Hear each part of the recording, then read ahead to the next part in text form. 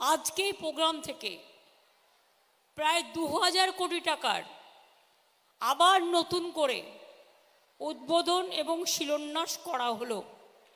কয়েকদিন আগে মিথ্যে কথা বলে গেলে যে তোমরা আবাস যোজনা নিয়ে যে তোমরা নাকি 43,000 কোটি টাকা দিয়েছো আর আমরা নাকি ঘর করে দিইনি, খেয়ে নিয়েছি। আমি বলি 14-15 থেকে 21-22 পর্যন্ত সেন্ট্রাল গভর্নমেন্ট যে টাকাটা দিয়েছিল 29,834 কোটি টাকা, কিন্তু স্টেট গভর্নমেন্টকেও দিতে হয়েছে 20,000 কোটি টাকা। তাছাড়াও জমিটাও স্টেট গভর্নমেন্টের, মনে রাখবে।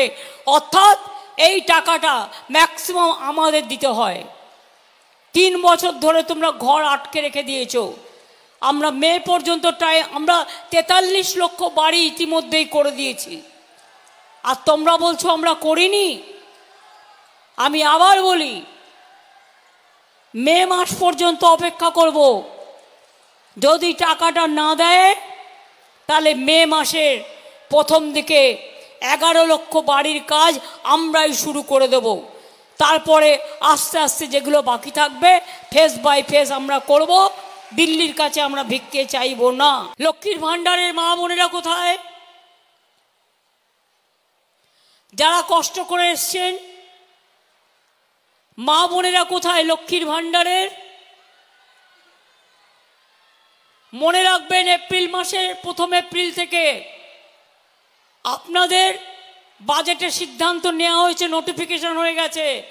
যারা 500 টাকা পেতেন এপ্রিল থেকে 1000 টাকা করে পাবেন, আর যারা 1000 টাকা পেতেন তারা 1200 টাকা করে পাবেন। আর সারা জীবন বেঁচে থাকবেন, সারা জীবন এই টাকাটা পেয়ে যাবেন। তার কারণ আপনাদের এটা ভবিষ্যতের গ্যারেন্টি।